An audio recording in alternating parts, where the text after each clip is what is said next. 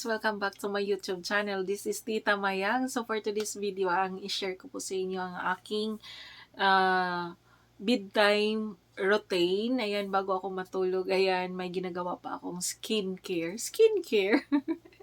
So, skincare talaga, no? So, ayan guys, wala po tayong filter. Yan po. Original na po yung face natin. Ayan, may pimples tayo guys. Wala tayong filter. So, ayan guys, ito po yung gagamitin natin. And bago ako natulog, ayan, ito po yung aking ina-apply ng aking face para ma-maintain natin na, looking young. Charot. So, ito po yung mga, guys, evening routine ko or bedtime routine ko bago matulog. Ayan. Naglagay po ako ng serum sa aking mukha, sa aking face. Ayan. So, naglagay tayo ng serum. So, konti lang.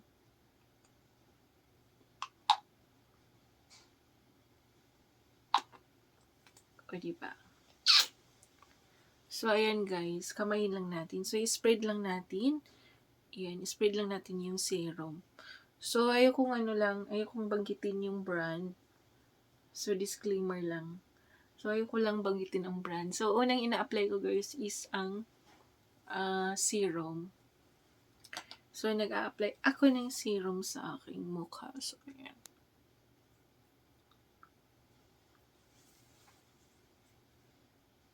So, may pimples na ako guys. So, yun o. May pimple. So, naglagay na tayo ng serum. So, wala tayo ngayong makeup.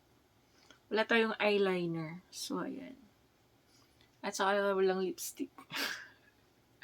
Kasi matulog na tayo. O, diba? Kayo yung mirror ko. Charot. So, next natin ilagay guys ay ito. Tara. So, ayan.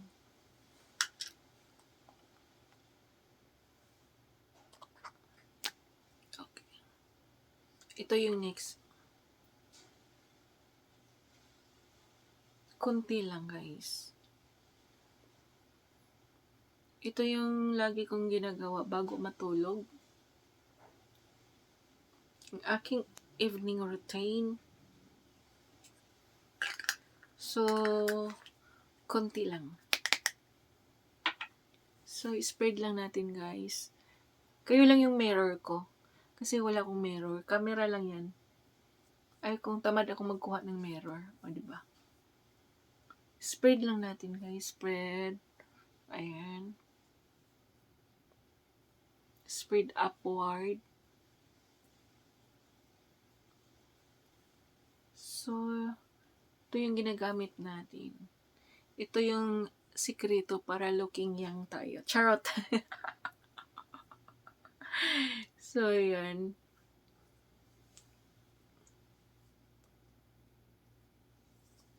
So, tapos na tayo sa ating skincare. Ayan, sa ating ginagawa bago matulog. Next natin gagawin guys ay ito. So, disclaimer lang, hindi po to sponsored. Disclaimer lang. So, naglagay ako ng lip balm. Ayan.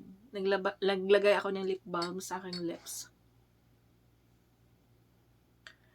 Ayan, overnight ko yan nilagay. Para kissable. Charot. Bahala kayo dyan. So, ayan. Para akong kumakain ng lechon. So, pura na akong kumakain ng lechon, diba? So, next gagawin natin guys ay ito.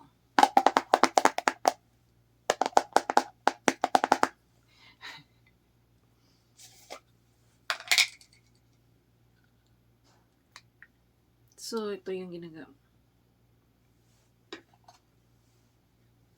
So, naglagay ako ng moisturizer sa aking hands. So, tingnan nyo guys.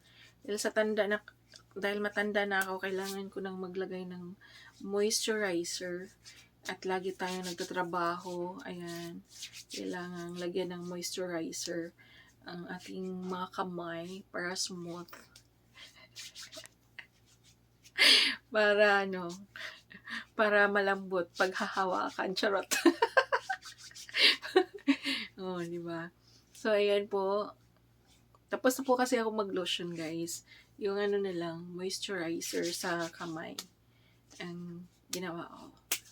So, ayan lang naman, guys. Pagkatapos po natin, pagkatapos maglagay ng moisturizer, ayan. So, tapos na tayong maglagay ng ating skincare. Ayan, skincare routine. At naglagay na din tayo ng ng moisturizer sa ating kamay. So, ayan, tingnan nyo, guys. Okay. Daming ugat. Dahil sa daming trabaho. Kasi nag-araro sa palayan, di ba? So, pagkatapos ganyan, guys, tuklayan lang natin ang ating buhok. Ayan. So, ito na yung original color, guys. Ito yung, may color. So, kailangan ko pa siyang pahabain. Pag ganito na yung haba, i-cut na siya dito. So, abangan niyo soon ang maikli kong buhok. So, at since bata po kami, guys, mahaba na talaga yung buhok namin. 3 babae na magkapatid, Kasi ayaw ni Papa ng mga short hair. So, ngayon, I decided na talaga, kunti na lang, pag umabot na dito yung original color ng buhok ko, ayan, ko na siya, i-cut. So, balang araw, magiging na siya, magiging short hair. So, pagkatapos ko magsuklay, so, ayan. So, yan lang naman ang aking evening routine or bedtime routine o anumang title nito. So, of course, pabango tayo, guys. Di ba? Ayoko na ipakita din ang brand ng aking babango. So, yan lang po, guys, ang ating video. Yan lang po yung ating update. Thank you so much for watching. See you around. This is Tita Mayang signing off.